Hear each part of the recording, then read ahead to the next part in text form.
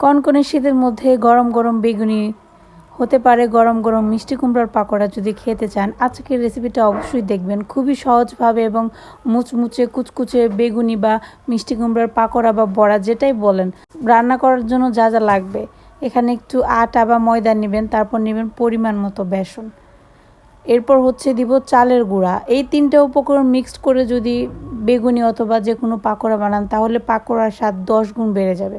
মুখের কথা নয়, বানিয়ে খেয়ে দেখবেন তাহলে বুঝতে পারবেন। তারপর দিব এর মধ্যে একটু বেকিং পাউডার যাতে পাকোড়াগুলো আরও সুন্দর ফুলে ওঠে। তারপর দিব এর মধ্যে 1/2 চামচ পরিমাণ কালো জিরা, যেটা খুবই গুরুত্বপূর্ণ বেগুনির ক্ষেত্রে।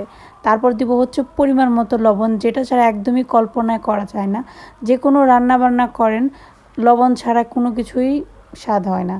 তারপর দিব পরিমাণ মতো হলুদের গুঁড়া, মরিচের গুঁড়া, তারপর দিব নর্মাল জল। তারপর হাত দিয়ে সুন্দর করে মেখে নেবেন। আস্তে আস্তে দেখবেন খুব সুন্দর একটা মিশ্রণ তৈরি হয়ে গেছে। দেখতে ঠিক এমনটা হবে। এরপর বেগুন নিতে পারেন অথবা আমার মতো মিষ্টি কুমড়াও নিতে পারেন। তারপর এই মিশ্রণের মধ্যে ডুবিয়ে ডুবিয়ে জাস্ট ডুবো তেলে ভেজে নেবেন। আস্তে আস্তে দেখবেন লাল টুকটুকে বইয়ের মতো বর্ণ ধারণ করবে, তারপর মুচমুচে কুচকুচে হয়ে যাবে। একবার খেয়ে দেখবেন বারবার খেতে চাইবেন। খুবই মজার একটা বেগুনি রেসিপি। ভালো লাগলে লাইক করবেন, শেয়ার করবেন।